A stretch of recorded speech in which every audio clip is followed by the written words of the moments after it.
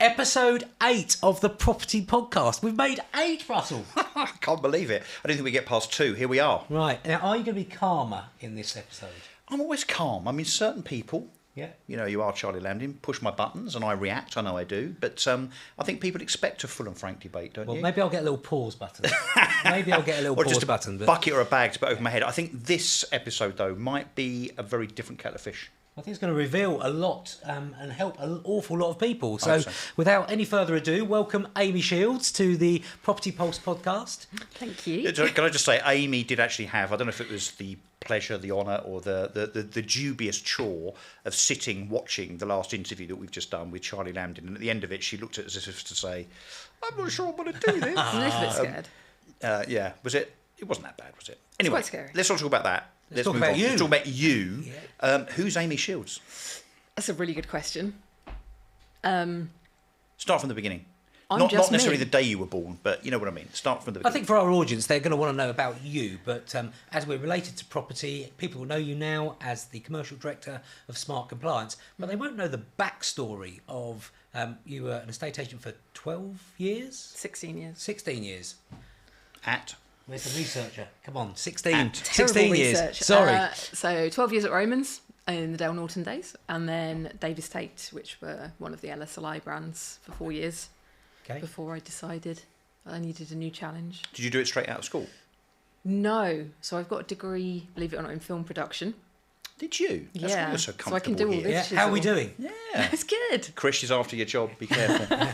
And I worked in, so I graduated, somehow landed, blagged a job for a production house in Soho. So I actually worked just off Soho Square, which was amazing because at that time I was just kind of finding my feet with my sexuality as well. So working in Soho was Okay.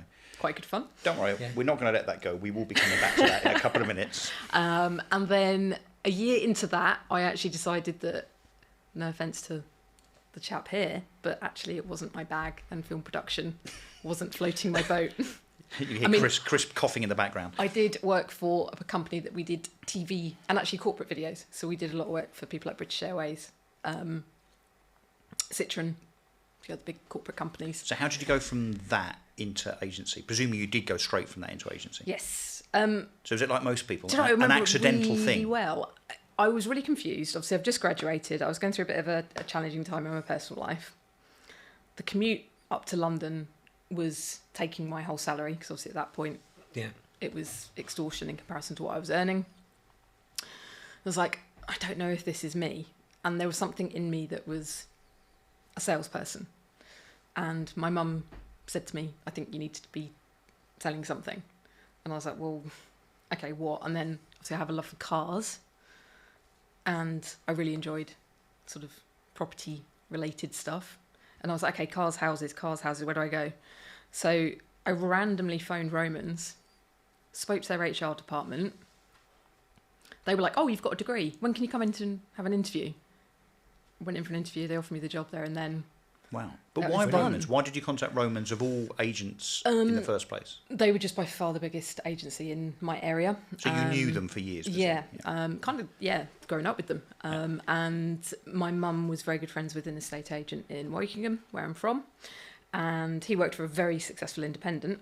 And he actually told me to go and work for Romans for their training and then come Right. back to him in a couple of years when I'd done That's the not training. uncommon, is it? Go and get your training at a corporate and then come back to a corporate Yeah. and then come back to an independent. Is something Yeah. something we hear often in recruitment. But I never is- left because I loved it. No. So, Yeah, but isn't it sad that you often hear that people get into a state agency almost accidentally? They don't go through uni thinking, I want to qualify, get a degree, and then become an agent. no, I thought I was going to go work in Hollywood. Yeah, it's a secondary thing. Deluded. What if this was an industry, Russ, a sector where people actually had absolute ambition from a young age to want to be an agent? Wouldn't that be great? Yeah.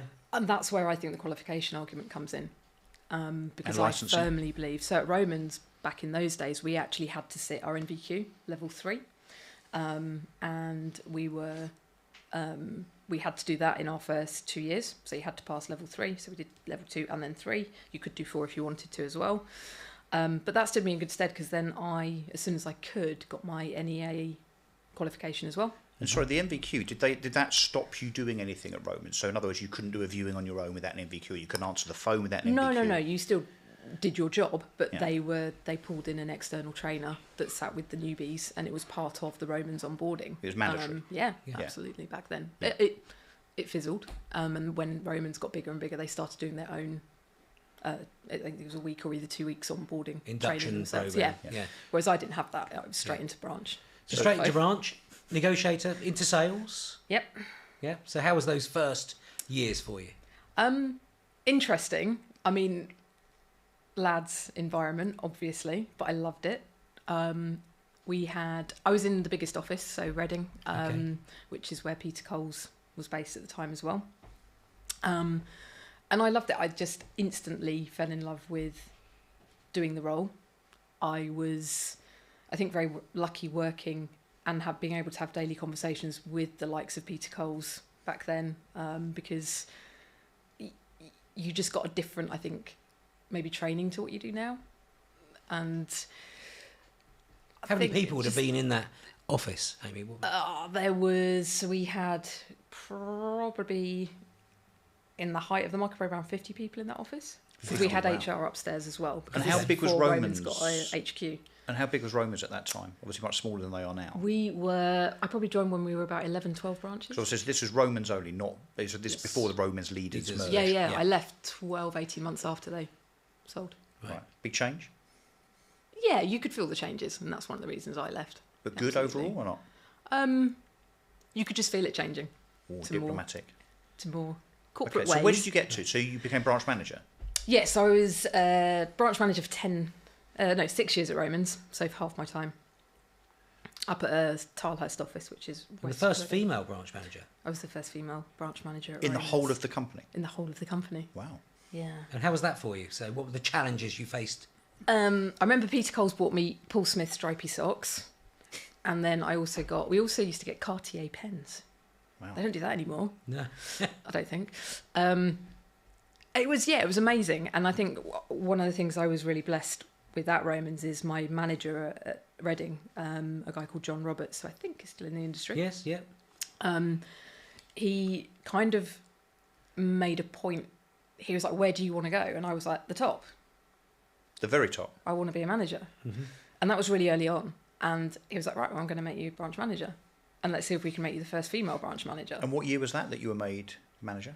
So that would have been 2010-ish. Can I ask you a question that might not be popular amongst the Romans fraternity, but why did it take them so long to promote their You first just female took manager? the words out of my mouth.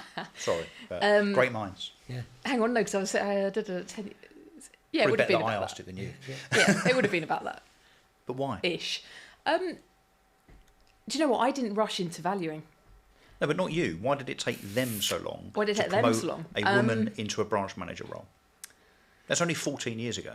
It's not like it's the 60s. There were many lettings managers. Okay. So at Romans, bear in mind, you used to have sort of like a sales branch manager and a lettings branch manager. Yeah. And I think the same story as it is now. There's a lot more senior women in the letting side of the business, wrongly or rightly. I know personally of friends that were pushed into lettings over sales. What, because there were women? Not Romans. Because they were but women? Because they were women. Wow. Why do you think that was? Sorry, because you think that the company thinks they're better suited to lettings. Why would that be? Yeah, I don't know. I don't know, because actually it's fundamentally exactly the same. You're still matching people up with property, Pressure, busy. maybe, but there's still a lot of pressure in lettings. No, I and mean I both. think- That's what I'm saying. Yeah, Both, even I more think, so. I think I if you think. took a poll of the split between male female, it would be a massive bias. Female lettings managers, letting sales. From my experience, Yeah. Mm. Well, you got more and than I've most. no reason why. Yeah, yeah. I have no reason why. Well, maybe because some of these companies are pushing women that way, but that just seems. I'm I'm mystified as to why now, that would be. But yeah, it definitely felt like that. And if you look at sort of property managers, lettings, like admin, renewals, Yeah. staff, that kind of thing, they do tend to be women. So what? So you get made manager. Which branch? Tilehurst. Okay. What challenges did you have in your first weeks and months as the first female manager? Did it strike you that you were different to everybody else in that management role on the basis that the men that were branch managers kind of looking at you as a woman because you're a woman and expecting something different? I mean, how did that manifest itself? Or was there not a flicker? It was the biggest challenge I actually found was going from being one of the team to the team leader. Right. Okay. Because I was one of the lads. I said to you before this, we spent our lives talking about women, football and cars. Yeah. Yeah. So you had to Formula grow up One. a little bit. You had to become a bit more sensible. You do have to grow up, and also you have to become very unselfish, because you go from being usually a lister or maybe an assistant manager where you're wanting to do all the valuations, you're grabbing the good ones. You know, Romans, it was warfare. Every morning, who did what val, and everyone had done their research on which ones were the good ones to go for. So going from that, being part of the team to the team leader, I think is really hard, and definitely even now, amazing listers can make terrible managers, and the other way around. Yeah. Because some people are actually... Often good listers should just much stay as better. listers, right? Yeah. Because just because you're a good lister doesn't mean you're a good manager. Exactly, I agree, totally. But then is there a ceiling for them? Are they going to get bored? And I know certainly people that are in that situation. But I think that's the biggest challenge, and you become, you have to become maybe slightly more reserved as well. Back in the day when we were all going down the pub every Friday at 5 o'clock after work or whatever, you have to become a little bit more sensible. Yeah, leave early. Yeah. Don't go to the strip club. And what drove to leave Romans then? That was the buyout, was it?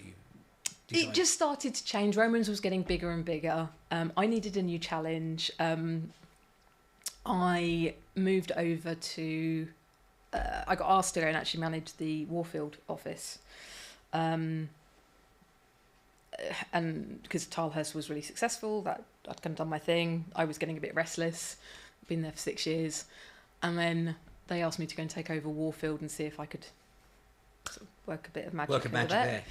And it didn't sit. It was a very different market.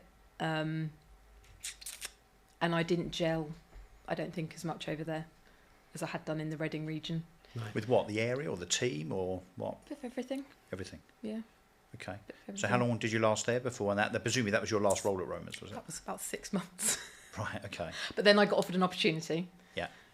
With Davis Tate, and David was a friend of, or knew of, my godmother's husband, in a long story short. And what was that role? There's always connections. Yeah, absolutely. Well, the Twyford office came up, and the managerial position came up, and that's where that happened. And that was an amazing opportunity, because I went to work in Twyford, which is a village in Berkshire, but I covered Sonning-on-Thames, Wargrave on Thames, some beautiful villages like Waltham, St Lawrence, in that area, and Twyford. So it elevated my career, because I'd gone from just bread and butter Right, to high end. to suddenly I was valuing £3 million houses, Right. and putting on my Which so it was a proper step up. Yeah. So it was great for me, because it was a different experience. It was a different company. It was a much smaller company. So it was, much similar to the size of when I started Romans. So back to recognition, visibility, seeing the boss every day. Yeah. All the stuff that you'd liked, and that's what appealed to you at Romans. And also, again, pulling a branch up, building a team,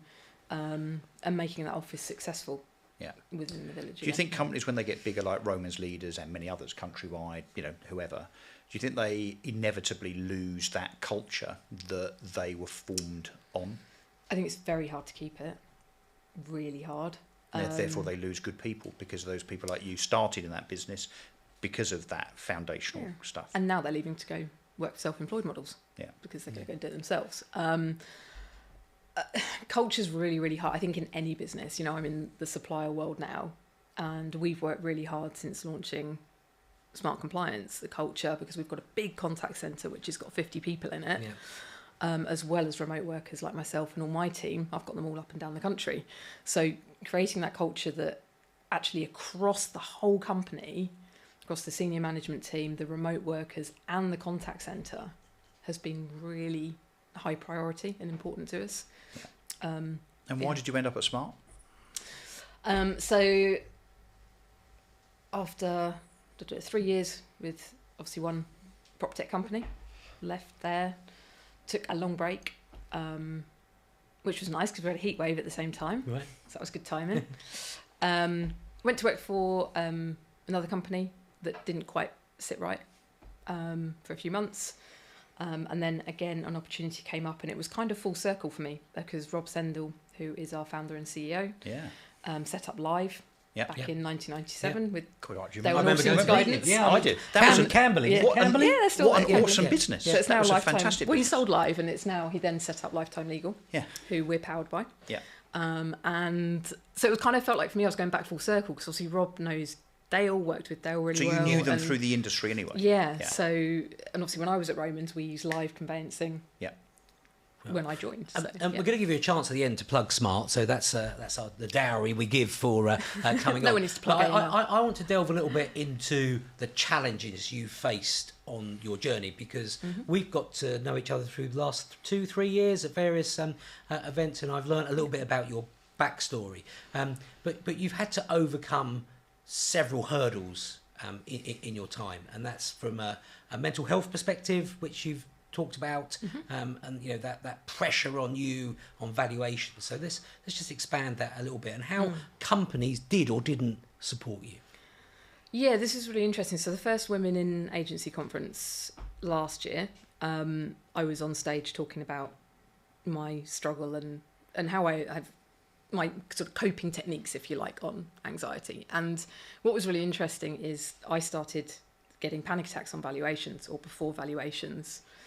And I asked people to stand up in the room if they'd get the sweaty palms, start feeling sick, start getting a bit shaky, a bit panicky, short of breath, whatever, feeling not quite right.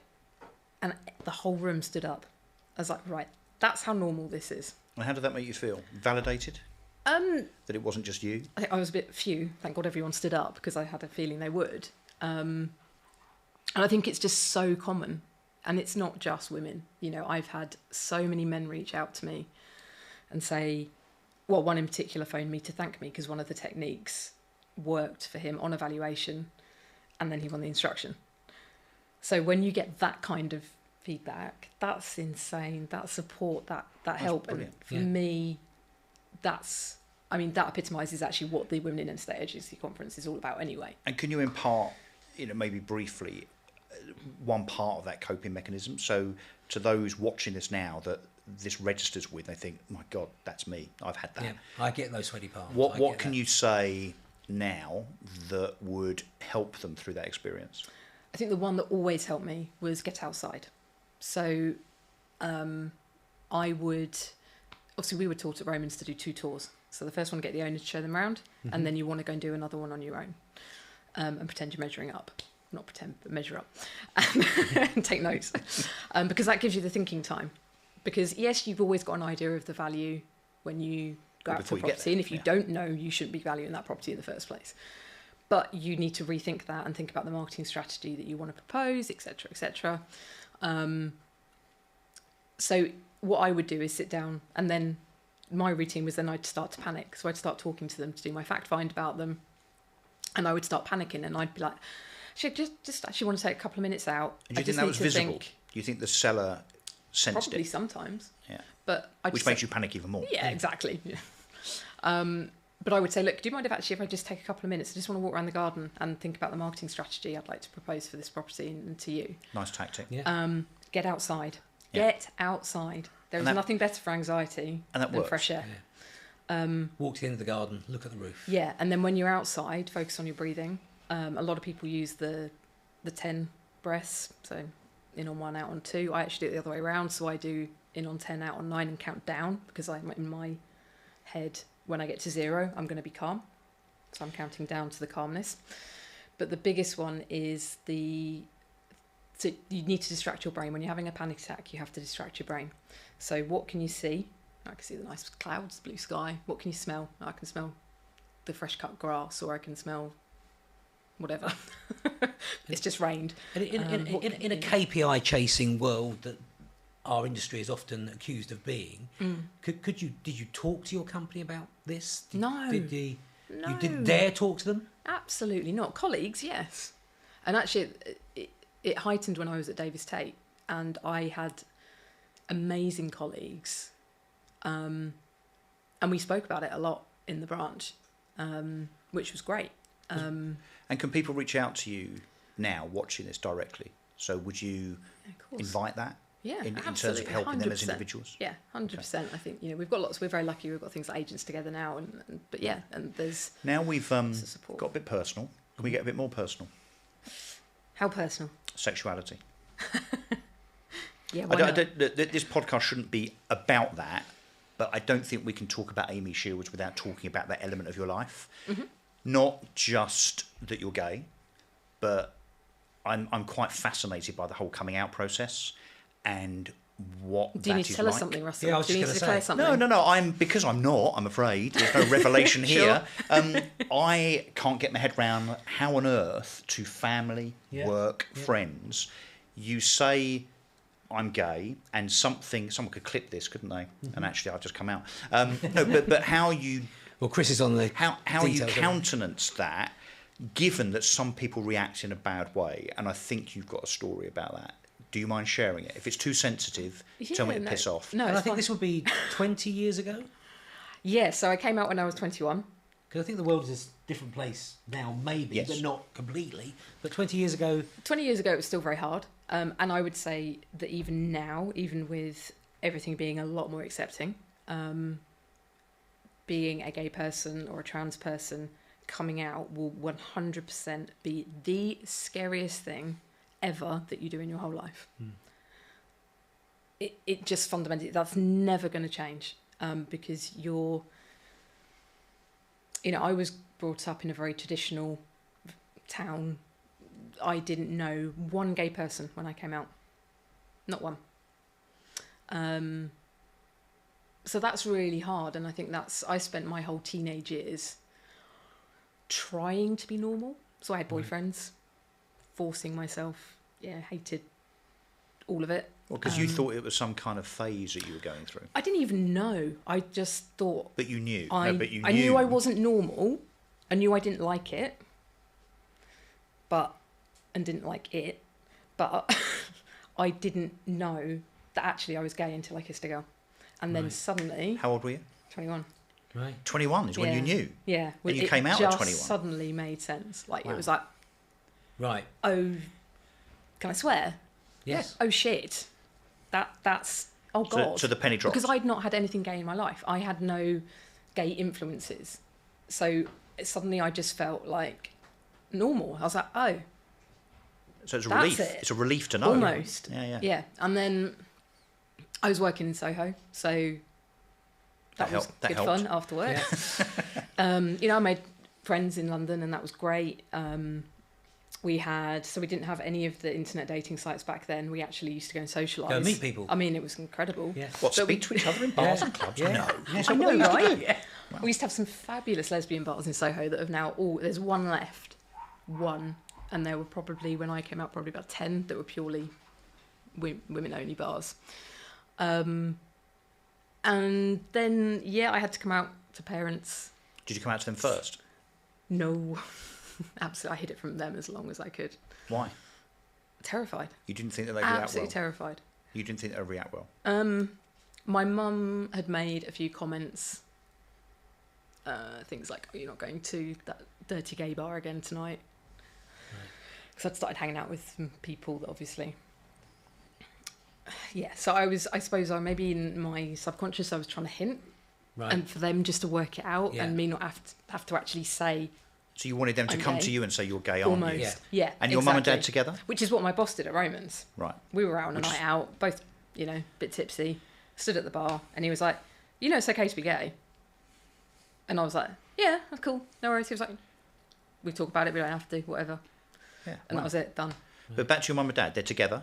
No, divorced. Are they divorced? So you had to tell them separately? Yeah. So you had to do it I twice? know, even more Oh my scary, right? God. I So what know. happened? So which was the hardest, your mum or your dad? My mum. Your mum. Yeah. Because did she react in the way that you feared she would? Yeah, And what did that look like? me moving out of home, What, straight away? pretty much, Big Right. row? within a week. Big ding dong? So she No. didn't accept it? I'm one of these people, I find arguments really hard, which is actually probably why was scared of coming on this podcast. After watching Charles. Yeah, especially. Yeah. I'm not one for confrontation. And I just shriveled up, and my stepdad helped me. I was really lucky, so I had some really good friends to do work. I actually went to go and live with one of the guys that I work with. who's one of the valuers at the time at the Reading office, moved into his flat because he had a spare room, and ended up living there for 3 years, I think it was. And did you not speak to your mum for a long period of time? About 2 years. Didn't speak to her at all? Rarely. Like, literally, are you okay? Yes, So no. she kind of ostracised you because you were gay? Sorry, this is uncomfortable, tell me to shut up, but... No, it's fine. It's hard. She made it very clear that I was her daughter and she still loved me, but she needed time To process it, because I think we went through the blame game. So I went to an all-girls school. Right. That was the first blame. Yeah. Then it was my dad, because he had affairs when I was a kid, so I had zero trust in men. So we went through the blame game. was this about her trying to mitigate her own guilt? Maybe. I think it's hard, right? If I'd been obviously gay from a small age, which actually, when I look back, I think I was. I played football. I preferred playing with my brother's cars and toys. I didn't want to wear girly clothes. I thought it was, but I think back then as parents, there's that tradition, isn't there? That idealism that. What generation you is have a your daughter. mum? She's 72. Okay, so she's from that generation where it Yeah. was... I mean, don't forget, homosexuality was illegal Yes. until 1967. Yeah. So she comes from that generation, so she must have been born in the She was 51. 1940s, late 40s? 1951. 1951, yeah. So when she was 15 or 16, Yeah, it was illegal. So I'm not making an excuse for her No, not not at all. accepting, but she comes from that generation. Yeah, and all the press and I suppose the politics and the publicity that went with it back then. Yeah. It was seen as illegal. It really was. It was you were And how was your underground. stepdad? Your stepdad was okay with it? He's fine. Straight away? Yeah, And instantly. what about fine. your dad? Dad was fine. He was like, "Oh, if that's you, that's fine, whatever." And things now with your mum? Absolutely. My mum now, ironically, is like my best mate. Really? Good. So she's gone full circle, What and turned we've her? gone full circle. What happened? I think we just talked, and she realised that I was still Amy, and it's okay. And I think the hardest conversation after that was that I didn't want children. But that equally would have applied So- potentially if you were straight. Right? Exactly. Yeah, Yeah. absolutely. And how accepting is she of your partner? She's always been really accepting. Actually, she is genuinely one of the most kindest people that I know, and she's always been very loving, very kind, very welcoming. I've had girlfriends over for Christmas, all that kind of stuff, birthdays, family celebrations. So it's absolutely fine now. That's wonderful to hear, and great that it's all back to how it should be. Yep. I'm keen for our audience, and I've been inspired by the Women in Estate Agency Conference, and it's made me reflect several times on my history and what we got right and what we got badly wrong when I was a leader around a board or board of directors. I was hearing people's struggles of all levels at the Women in Estate Agency Conference. Hopefully it's helping the men who are leading businesses there and the women to change policies, change perception, change opportunities. How do you see the business world responding to the stresses that you faced, so the anxiety, but also their LGBT policies and making sure that they're giving opportunities to everybody? I think it's just the support. So I think the Women in Estate Agency Conference, I think obviously being on the committee is an absolute privilege, and what a group of women to be on a committee with. I feel so lucky and honoured to be on that committee. It's unbelievable. And I think Verona summed up perfectly what we're trying to achieve, and that's that we actually don't want a women in estate agency. There shouldn't be a There need. shouldn't be the need for it. We want to eventually get to the point where it's not needed. With regards to issues, with regards to sexuality, anxiety, general support, I think there's a lot of companies that get it very right. I know a lot of companies actually more in the supplier world that do offer free therapy once a month to their staff. I think when you look at culture-based, Heather staff at the conference this year, they've nailed culture beyond Fantastic belief. talk about culture. That was The very poo- impressive. The poo in the pool. Yeah, the poo in the pool. Yeah. Never going to forget that. No. But, Heather's got a huge percentage of gay workforce. So they're, they celebrate it up there. And I think in agency, again, is it quite similar to sort of football in that, you know, there's lots of men, it's a bit of a laddie culture sometimes in offices. Now, I thrived on that because I genuinely was one of the lads, and I often get on with guys better than I do girls as well. But I think making it aware and having some kind of support, no matter how big your company Not just is. changing your logo to a rainbow once a year. No, don't do that unless you're actually doing something for the gay community, because that really grinds my gears. What the temporary virtual signalling? Yeah. Yeah. Like, never change your logo unless you're So actually many doing something for that so many cause. corporates do it though, don't they? Whether it's, you know, Black History Month or it's something related to LGBTQ, it's the marketing department saying, "Oh, I think we Put a should stamp on there." I think we should do that for a few days and then forget about it." But there's no meaningful culture that actually shouts those causes. No, unless you're raising some money for Stonewall or, you know, I mean, there's so many amazing companies and estate agents that do some incredible charity and community work. But others will just change their logo because they think it's the cool thing to do on LinkedIn. Bit contrived, isn't it? Which is really sad. But go back to support. I think every company, they should have some kind of support for people. It should be in their employment policy.